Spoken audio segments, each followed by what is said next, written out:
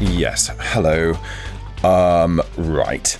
Go to patreon.com/Sherlock & Co. for early access ad-free adventures in full. Bonus episodes. Your handwriting is terrible. Yeah, I'm a doctor. And much more. That's patreon.com/Sherlock & Co. Previously on Sherlock & Co. Did I hear you say Sherlock Holmes? Victor Trevor. Sherlock bloody Holmes. Give us the goss. Why did you get chucked out of college? For exposing truths. He exposed the principal for having an affair. Is it your father? Tell me everything. 3 weeks ago, this guy, also Australian, also in his 60s, turns up at the house. Hunter. Just a stench of confidence and controlling. Sort of like he owned the place kind of energy, just spilling out of him. My dad, right, he's an alpha male. And now suddenly, Hunter arrives and he's like his butler. He did all right, the old man. What did he do for a living? He worked in oil. Back in Oz. He had quite a traumatic experience back in the day, but managed to build a pretty decent life for himself. The Gloria Scott. The oil rig. What oil rig? The Gloria Scott is an oil rig made famous by coming under attack. An attack? Your old friend, is he here now? Have we met before, Sherlock? We have, yes. The green orchid. Lionel and I go a long way back. Since you were born. Reborn. Hey, sweetheart. You will go and plant your microphone in there, amongst the couch cushions or... Put it on the bookshelf. On the bookshelf. Leave it recording and we can have a listen later to glean what we can from this most peculiar relationship. Do I need to get firm with you, Lionel? No, mate. What the fuck is that? Lionel, what is this?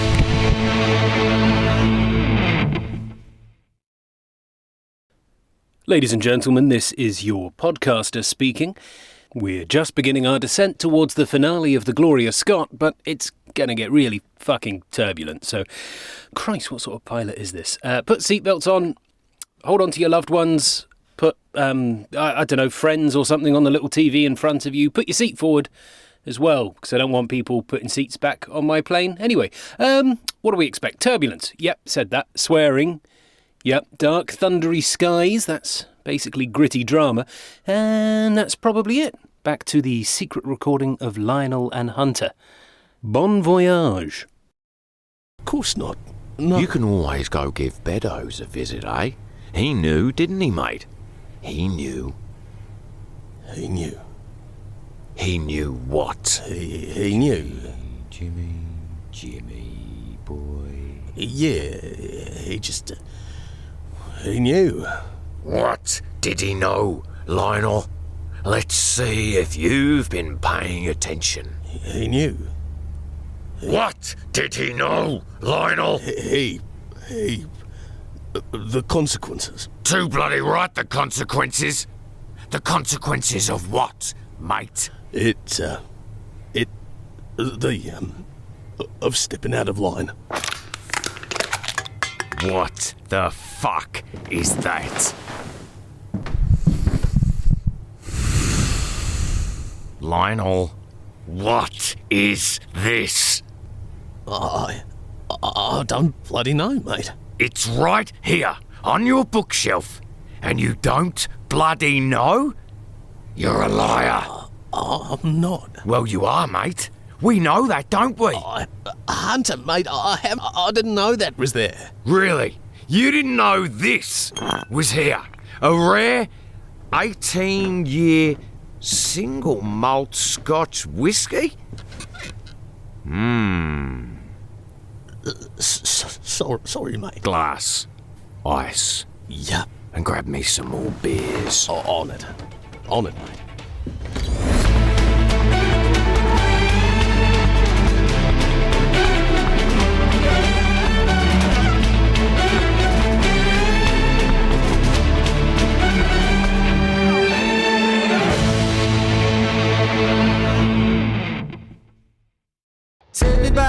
yeah, baby, have a dance with some bohemian. Treat me like And this is the top floor. Blimey, it's more floors than the Shard. Watson. Just relax, okay? That was an exaggeration for comic effect. Oh. But nobody laughed. Yeah, thanks for that. Yeah, thank you. Just through here? So yeah, that room. That's the 2 single beds, I think. Yeah. 2 twins, then the room opposite is a single bed. So, Mariana, I don't know if you want to take the double. Up to you guys. I'll take the double bed. Oh. Okay. Chivalrous as always. Yeah, blimey, Sherlock. Oh, don't worry, Sherlock. It's fine. It's fine. I don't care. Excellent. Because I do care. Is this the breathing thing? The what thing? Oh, God. Yeah, I remember. From the school days. You couldn't stand the sound of people sleeping. Regular breathing patterns accepted. But I won't take deviations of breath, snorting, snoring, swallowing, exhaling or inhaling too excessively. I usually prefer when people are able to hold... Right, don't laugh, but I didn't know we were going to be staying over, so the t-shirt I have on under here may or may not be Jaws themed. Oh, wow. Oh, okay. Yeah, there's Jaws themed, and then there's that. Okay, look, I like Jaws, okay? Oh, really? I couldn't tell. Oh, memory foam. Oh, I hate it. You hate it? What? Memory foam is the best. Yeah, for your own bed. I can feel all the people this bed has remembered. The bed that never forgets. I'm serious. Yeah, fair enough. Music still blasting downstairs. Christ. Wonder what time he'll switch that off. Oh, and listen to Sherlock now, right? Nothing. Silence. Why is he so much more respectful in other people's houses? Well, if we were at home right now, he'd be in the middle of a full-blown violin concerto whilst firing a nail gun into a bloody space hopper. Maybe Victor Trevor is his true best friend. Hey, now. Oh, did I hit a nerve? How dare you? I mean, they go way back. Not like you. Hey, I don't care how far they go back. I do his laundry. Sometimes. Okay, I am the BFF. Nah, yeah, I think he likes you. I think he likes you too, Mrs. Hudson. Oh, shut up. Idiot. Tell you who I like. That Hunter fella. Oh, no. What a bloody lovely bloke. Don't. Personal highlight. After scratching himself in an intimate area, he ruffled my hair. Oh, gross. So, yep. Endearing man. I liked it when he said you deserved to be blown up. Yeah, can you believe that? Yes, I can, actually, John. He actually said that. Those actual words came out of his actual stupid face. Good Lord. Speaking of nearly dying, if I have I might do a fun little thing in my sleep. No, it's okay. Called night terrors, I believe. It's fine, John. Don't be stupid. I don't care. Good. Cool. Thank you. Much appreciated. Muchos. Don't know the word for appreciated. We don't really have a word for appreciated. You just say gracias. Or, if really grateful, maybe te lo agradezco mucho. Ooh, not even going to try that. Or, I guess, agradecida? Muchos agradecida. Well, agradecido for you. Agradecido. Muchos agradecido. Does that work? Almost. Muy agradecido. Muy agradecido. I didn't mean I don't care about your dreams. I care about you. I care about your dreams. I don't mind about. I don't mind about. I don't. Just don't be embarrassed. Sorry. Brain is tired. And English is dying. Yeah. No, of course. No. Yeah.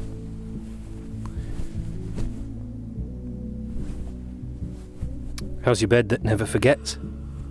Well, I forgot about it until you said that. I wouldn't mind a forgetful bed sometimes. Wipe my brain, sap out all the worries and bad memories. Yeah, that would be great. A bed where you lie in it and you just forget everything. And sleep. And sleep. Oh, a bed for actual sleep. Not worry, or going over old things in your head. My current worry? Victor. Yeah, me too. And Lionel. They both look so sick with stress. Ugh, that guy, my God. What hold does he have over him? Yeah, it's crazy. Must be hard to see your father like that. Yeah, I bet. I had to message my dad. It just made me so sad. It was driving me crazy, all this stuff, so I had to check in. Where's he? In Spain? Yeah. He retires next week. Very exciting. Ooh, Spanish retirement. Very nice. What about you? My dad, whilst about a mile outside a pretty little village called Ramok in Kosovo, he stepped on something called a Zastava PMA3. What is that? It's a landmine. Yeah, so he checked out early, as they say. Sorry, John. I'm so sorry that happened. Oh, no, it's okay. You're recording, just so you know. No. It's okay. It's, God, it was 25 years ago. Oh, 25 years, God. Oh, that makes me feel old. You don't look it. Muy agradecida. Agradecido. Damn it. Does Sherlock know? About my dad? I haven't told him, but he knows. Does he? Of course. What's that noise? I don't know. Jesus. Lounge. It's coming from the lounge. We're coming, Victor! Dad? Dad! I don't know what he's doing. What's he doing? What's he doing? Dad! All right, Lionel, mate. All right, look at me. Look, have you called an ambulance yet, Victor? No. You say something for me, Lionel. Say something. Hello. You say hello, please, mate. Raise your arms. Raise. Okay, Victor, do it now. Call the ambulance. Tell them your dad is having a stroke. Hello, yes. Ambulance, please. Doyle House, Camden. My dad. No. We're not falling asleep. We're staying awake, Lionel. Sherlock, can you support his head for me? Yeah, up like that. Yeah. Should we get him some water? I'll get it. No, we can't do that. We don't know if he can swallow. Lionel, it's okay, mate. Yeah, it's all right. I know it feels bloody weird, but we've got you. Yeah, we've got you, haven't we? Foul play. Maybe this is like nerve gas or something. Perhaps. It's not foul play. Watson, we know full well that this hunter isn't what he seems. Sherlock, that was a stroke. Yeah, this is a stroke unit. That is a stroke victim. It was a stroke. He hasn't been poisoned or electrocuted. He's had a stroke. You think Hunter is blameless? No, then? I bloody don't. I think he is to blame. I think he's to blame for putting this man under a lot of emotional and physical stress. I mean, his blood pressure was like a fucking comic relief totalizer, for goodness sake. Sorry for swearing. How? How did the presence of this man tear Lionel apart? I don't understand. I mean, I understand that Hunter is not my idea of a nice guy, but to have this effect on a man, it's crazy. To me, it's crazy. It is crazy. What's that? What are you doing? Stop touching his chest. Scarring. I've seen it on him before. When? Many years ago. I deduced that he had a pacemaker. Yeah. Looks like a pacemaker scar. It does. But also something else. Yeah, okay. Just stop touching the unconscious man, please. Thank you. Mrs. Hudson. Mrs. Hudson. Oh, sorry. Don't be sorry, it's not your name. Will you call her Mariana, please? Could I read that transcript again? Of the recording we obtained of Lionel and Hunter. Yeah, sure. Here you go. Sherlock, we've listened to it 3 times. Yes, and now I wish to read it. They talk about a guy called Beddoes, then Hunter threatens him. The rest of the conversation seemed to be about Aussie rules and meticulously ranking porn stars of the 90s. Yes.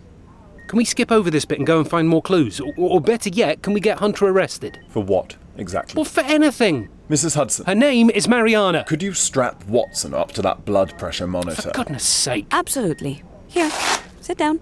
Fine.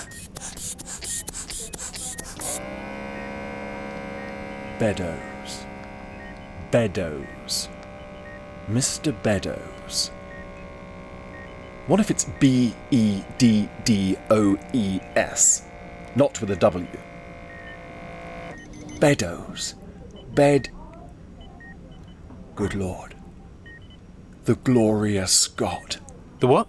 The oil rig. Oh, what Lionel escaped from. Hartham Beddoes took his own life 3 weeks ago. When Hunter arrives to stay with the Trevors. Sherlock, where are you reading this? Sydney Morning Herald. Survivor of the 1986 Gloria Scott raid. Ooh, I found him. On Facebook. Hartham Beddoes. He posted the day he died. What does it say? 144 over 100. Oh, okay. Yeah, that's actually quite high. I do need to calm down. I meant the Facebook post. Right. Yeah, sorry. It says... What is it? It must be an Australian thing or maybe a meme. It doesn't actually make any sense. Let's hear it. You're talking to 2 of the finest criminal minds in the country, with a leading podcast on cracking codes and deciphering clues. The supply of game for London is going steadily up. Headkeeper Hunter, we believe, has been now told to receive all orders for flypaper and for preservation of your hen pheasant's life. Nope, not a clue. Oh, thank you, Mr. Finest Criminal Mind. That's Dr. Finest Criminal Mind. Maybe we can ask Archie when we get home. It might be more helpful. Be nice to me, please. Blood pressure. Look, see, stress. It made sense for Beddoes to write it the day he killed himself. And I worry it made sense to Lionel Trevor here. And it has near destroyed him. It simply must be coded. Why? Beddoes, Hunter and Lionel are all Australian and retired oil workers. Why would the supply of game concern them? And in London? So, Hunter shows up in London 3 weeks ago, almost exactly around the time Beddoes kills himself, leaving this coded message as his last Facebook post. Lionel Trevor here probably saw it, as they all seem to know each other from the oily Aussie days. So what? The post? Yeah. Oh yeah, he's liked it. Right, so he's seen the post, and then he's bent over backwards to look after Hunter, and it seems like he's been doing that all his life, even, you know... Mrs. Trevor. Yeah, awful. Right, so Lionel here can no longer cope. Hunter's presence driving him to the edge, don't blame him there, and now Lionel finally has a stroke and is lying right there. Yep. Beddoes survived the Gloria Scott. Lionel Trevor survived the Gloria Scott. Wait. When it was just me and Hunter outside the upstairs lounge, he said something. He said something like, he's known Lionel since they were reborn. Born. No, he said reborn. Reborn. Mm-hmm. I've got it. Guys, I've got it. I'm going for the Polo ad Astra with a Sprite and some dough balls. Boyo. Are you okay? Marooned, Watson. I'm marooned in a lonely isle of deep thought, and I see no salvation from it. Okay. But your dough balls are here. Victor needs my help, and I cannot piece this together. I think we're getting close. The supply of game for London is going steadily up. head keeper hunter, we believe, has been told to receive all orders for fly paper and for preservation of your hen pheasant's life. Does anybody else think we're getting close? Wait, Watson, get me the children's crayons. Okay, would you like a crazy straw and a paper hat as well? Now! Okay. What is it? The code. Here. Let's write the passage out. The supply of game for London is going steadily up. That purple crayon's broken. Do you want to use the... Head keeper hunter of your hen pheasant's life. Look, we take the, then every third word. The Game is up. Hunter has told all fly for your life. life.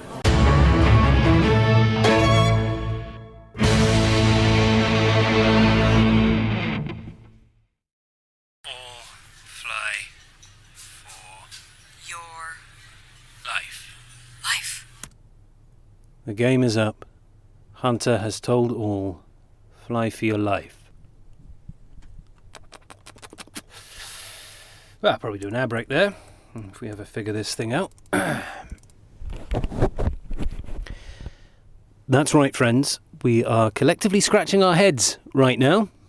Creepy Aussie bloke causes nice Aussie bloke to have a stroke after putting him under so much stress. Seemingly all his life.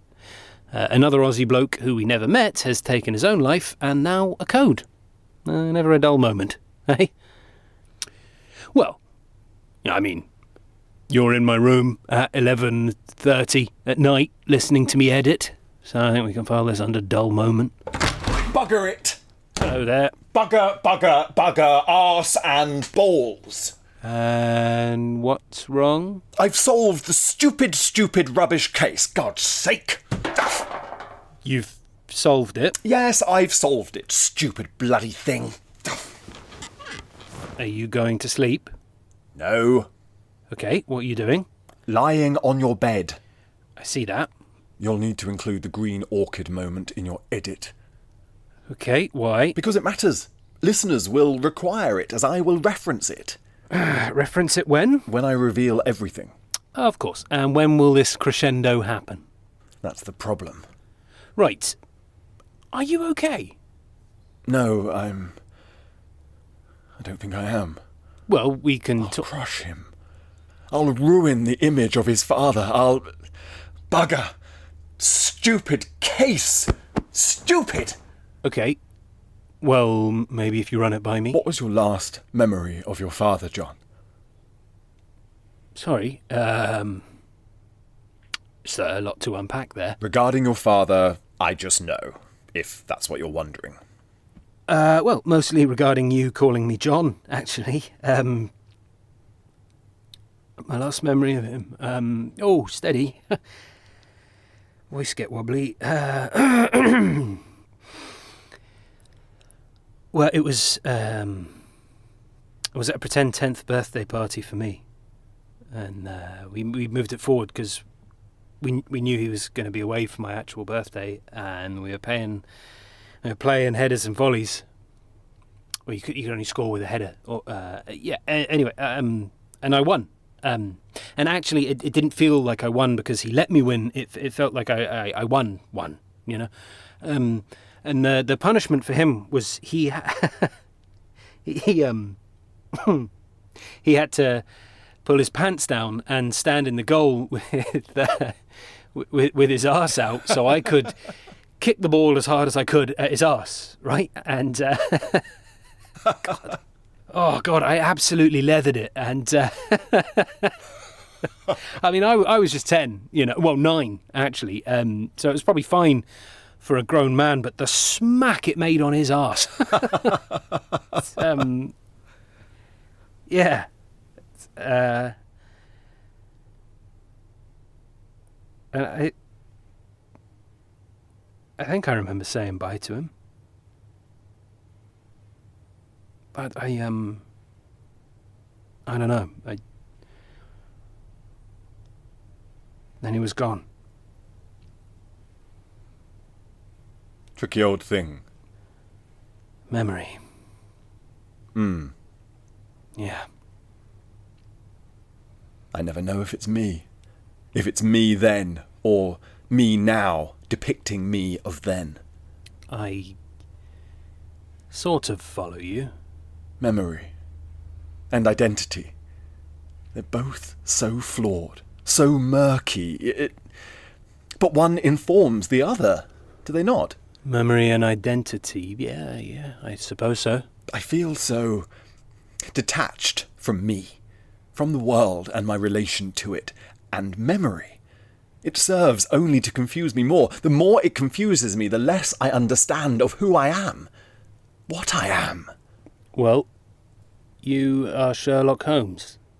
You're a consulting detective. Actually, I think Mariana has classified you as senior consulting detective. It's the principle. Well, I think it's because you're the most qualified. No, the principle. In college. The one you exposed.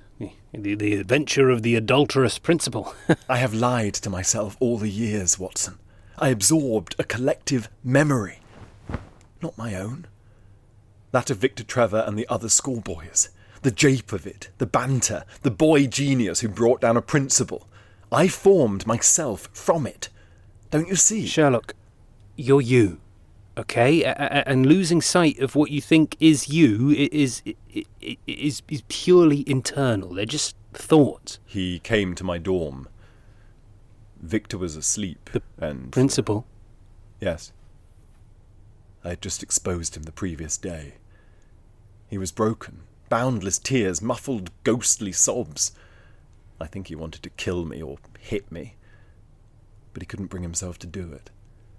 I had destroyed his life, his identity, and that of his family. Sherlock. He curled up on the floor of the dorm like a baby and just cried. And cried. I never told anybody. Yeah, that's okay. You were a kid, for God's sake. I exploited him. Even now, I exploit his pain. No, you don't. And my memory does nothing but to serve my own delusions about my identity. I use Victor's recollection of the incident, not my own, because my own is too painful. I ruined one man's life, and now I must ruin another. You've solved it. I've solved it. Sadly. Would it crush you? If you found out something about your father that was bad. It's impossible to say. Sorry, that doesn't help. I was wrong. My deduction was wrong all those years ago. Lionel doesn't have a pacemaker. He does, however, have a scar on his chest. The letters J.A. with a hefty amount of scar tissue as he's torn away at the letters all his life, despite once brandishing them on his own heart. Well, we all have tattoos we regret, mate. Yes. But this is not a lover. What's that? I just printed it.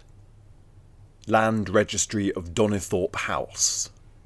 Owner, Mr. James Armitage. Who's James Armitage? Well, the question is actually, who's Lionel Trevor?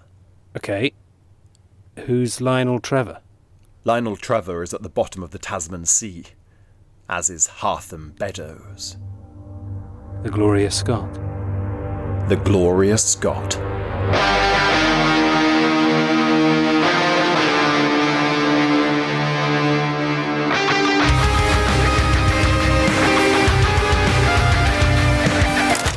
Sorry. Long day. Say that again. The game is up.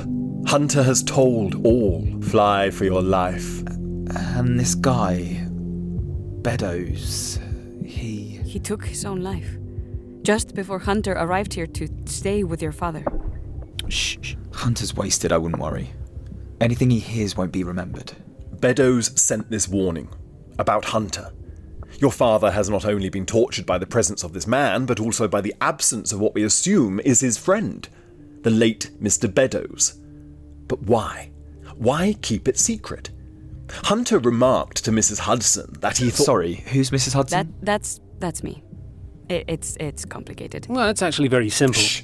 He remarked that they've known each other since their rebirth. Beddoes was a survivor of Gloria Scott, so was your father, and I would bet that Hunter was too. And perhaps that is the very rebirth that was alluded to. Their survival? Survival, yes. But there's something there. A transgression. Memory is a tricky thing, Victor. A very tricky thing. Memories must be tended to, nurtured. But feed them too much and they grow. Their roots strangle the truth and suffocate reality. They will mimic and replace. They are unreliable. Victor, what do you remember of us at school? My interests, my hyperfixations. They were all sorts. But you trust me, don't you? Sherlock, what is it? What's going on? I know my brain doesn't work like a normal person's. I know I can seem absent, but it is only because being present is often a profoundly intense experience. Light and sound and sights and all and everything come flooding in. I take it all in, Victor, until I simply must shut it off. Do you understand? I have taken in everything, and I don't wish to present my findings to you out of cruelty or malice or even arrogance. What have you observed, Sherlock? Memory, tricky as it may be, has brought me a key clue. When I first met your father many, many years ago, it was a summer's day. He had a scar. I thought it was for a pacemaker. Yeah. I was wrong. The scar. Its tissue has grown around the letters of J.A. J.A. But J.A. is not a girlfriend or a partner of years gone by. It is a life. It is his life that he threw away before his rebirth as Lionel Trevor. What? Look around you. Look at this place. He has travelled the world, seen many things, but what trinkets does he keep in this house to show of it? Nothing on display. Nothing to illustrate the vastness of his experiences. Nothing. But there is something. The green orchid. It's just an orchid. It is not. Sherlock, maybe if we just explain. If you trust the ferocity of my obsessions and special interests, Victor, then you will understand that what I am about to tell you comes from a place of absolute certainty of conviction. I trust you. That is not a green orchid. It is a boquila. It is native to South America, abundant in the forests of Chile, and it is not a flower. It is a vine. Your father brought it home from his travels because it meant something to him when no other souvenir did. And it meant so much because he sees himself in that vine. Here, look. Orchids don't grow in soil. See how the leaves look like an orchid but don't feel as dense. The shape of the petals are inconsistent. And they're tired. They're tired because they've never died and replenished. The boquila copies. It replicates another plant. It mimics to survive. Its forged identity is tied to its survival, Victor. It is a counterfeit, a fraud, a hoax, a rip-off, a plagiarizer, a pirate. Like its owner. Like the drunkard upstairs and the deceased Mr. Beddoes. No. Yes. No. You're wrong. You must trust in me, Victor. I don't trust in you. Victor. You're wrong. Victor, listen, the house, the land is owned under the name James Armitage. That was your father's name. No. You're wrong. They're right. Excuse bit too much grog tonight, eh, fellas? Ooh, and a Mrs. Fella. Yo, a part of this life for me. Oh, come on, that's funny, right? bunch of wokies can't even laugh now. Whoa, the wokies. You put your left hand in. Nope. Don't want to dance either.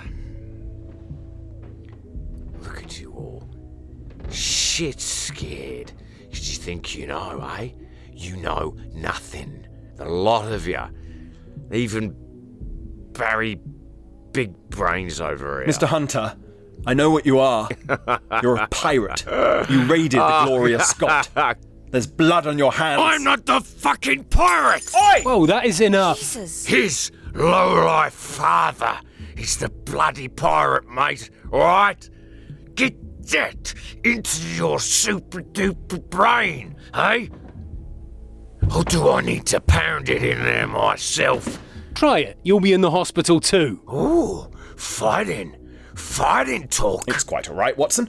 I can defend myself. Not from me, you can't. Yes, I can. That would be rather straightforward. Rather straightforward? Tell me this, mate. Is this straightforward? Oh, Jesus bloody... damn it. Strategy, predictable. Technique, non-existent. Execution, absolutely bloody awful. That's a broken wrist. If you'd care to make an appointment with Dr. Watson here, he could look at it for you. Can we please, just get to the bottom of whatever the hell is going on? Mr. Hunter here, like your father and Mr. Beddoes, raided the Gloria Scott and took hostages. How many times I gotta bloody say it, mate? Huh? You're a liar. I am a liar, but not about this, all right? I worked on the Gloria Scott. I'm the bloody victim, all right? It's my friends they killed. I was the hostage. Listen, right? It was spring of 1986. I was a drilling assistant on the Gloria Scott. We're out in the Tasman Sea, nothing for miles and miles and miles. Sydney's like this little distant little blot of the bloody horizon, remote as you can imagine. One day, this helicopter comes floating towards us, and I'm on the under platform, right? But I want to take a sneak peek at who's coming to visit us, right? So I go up on the externals onto upper deck to see this chopper land. After a bit of circling, she lands and these blokes get out, and one of the fellas from the rig, the Prendergast his name was, he goes to greet him. And I'm thinking, that's bloody weird. Because he's some junior guys, Prendergast. Not many ranks above me, right? Prendergast and about 11 others are now walking along the top platform. Your dad, one of them. The bloke that would later call himself Beddoes was one of them too. They walk right up to the communication tower, knock on the operator's door, and Prendergast puts a bloody bullet in the guy's face. Just like that. Communications off, bang, dead. I'd love to stand here and tell you I fought him off. Tell you I sounded the alarm and alerted the rest of my guys about these terrorists shooting up the place. But I didn't. I bloody froze to the spot. They shot 3 more of us. Bang, bang, bang. Shot dead. They were sick monsters. Every single one of them. No way. Well, lucky for you, matey boy. I ain't talking about your dad.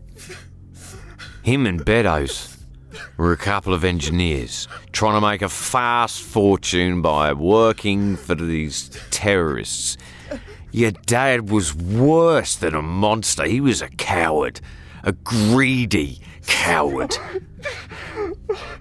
2 days they held the place hostage. Prendergast does what he does, shipping barges back to his master's communications tower, all the while telling the wider world that everything was okay. But it was far from it. It was getting juicy. The real Hearth and Beddoes, not that imposter.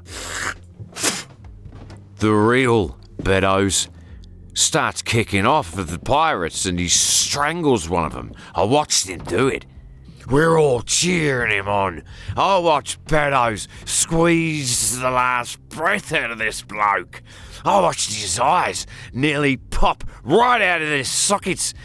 We all got pumped up from it, right? A full-blown counter-mutiny to throw these blokes off our rig. We charged the main deck, about 16 of us, armed with half the friggin' kitchen. Knives and bloody ladles, rolling pins. We get stuck into this scrap. Beddoes takes a bullet to the throat. His blood spraying out of us. Spraying out like champagne. We keep fighting. Keep scrapping. I'll bite a man's flesh off his cheeks. I crack a skull against a steel door. Then, you're bloody dead. You're dead. The bastard, the coward. What did he do? He knew they were going to get torn to pieces by us. He knew we had them. He knew it. So he blew up the rig. Blew up an oil rig with over 30 men still alive on it, whilst he and his mate escaped in a boat.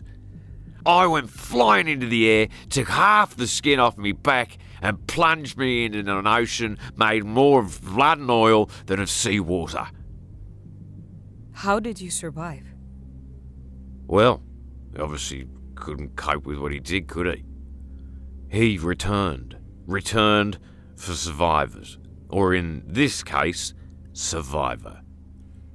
He pulled me aboard, and on a 19-hour trip back to Sydney, him and the soon-to-be Beddoes hatched their plan.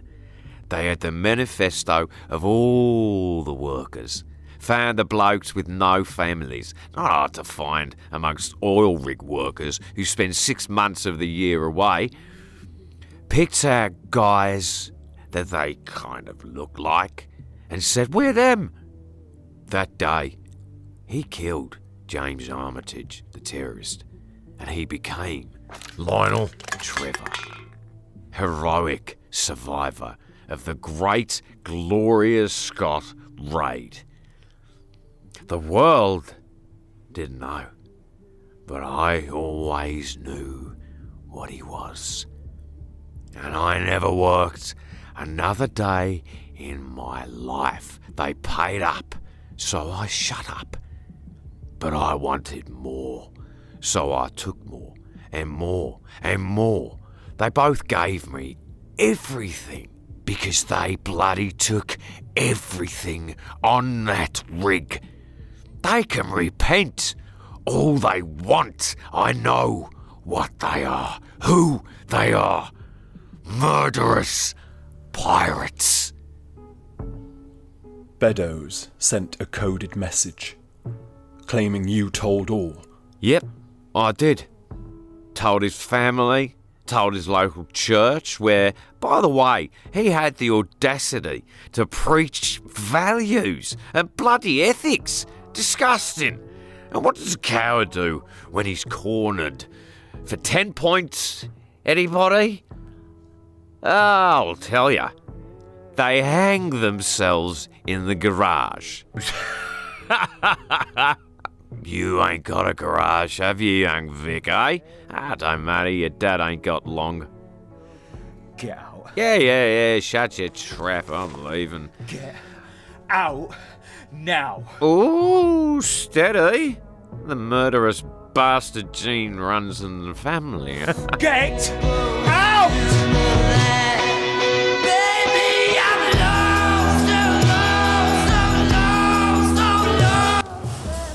Okie dokie. So, Bread. Yeah, bread. Check. Not that one. What's wrong with it? A lot is wrong with it. Get this loaf here. Okay. Now, eggs. Free-range eggs or organic eggs? What's the difference? I believe the square metres of roaming space. Organic gals have more, free-range gals get a little less. Let's go organic. Organic it is. Have you heard from him today? Sherls? Wait, you call him Sherls? No, actually, just came out. It doesn't work, does it? Yeah, I spoke to him this morning. Is he okay? Yeah, he's alright. It's just... he feels guilt, I think, but it's swirling around in some other hang-ups he has. I don't know. Why does he feel guilt? He spoke to me about my dad when he cracked the case. I think maybe he knew he was going to forever change how Victor sees his father. Probably just tried to gauge how I would feel if he... well, I don't know, but he wanted solace in that department. Maybe I gave it to him, maybe I didn't.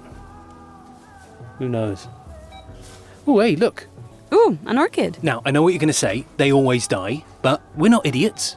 You know, with the right dedication, research, the right touch, I think we can really take care of this guy. Yeah, nurture it just the right way. Shall we? Should we get one for 221A? I think we should.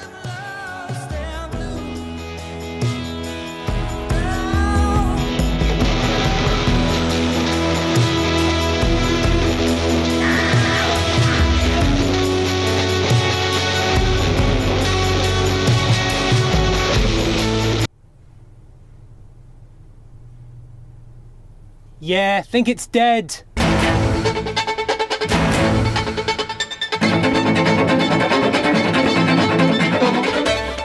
Murdering pirate terrorists. Come on, you didn't expect that, did you? Let's hear it for that editing and production by our sound designer, John H. Watson. Wow. Great work with the music there. If you're expecting that every week, you can piss off. Took me ages. Anyway, yeah, I'm going to redo this. Yeah, tell the listeners to piss off, John. That's a good idea, isn't it, mate, you idiot?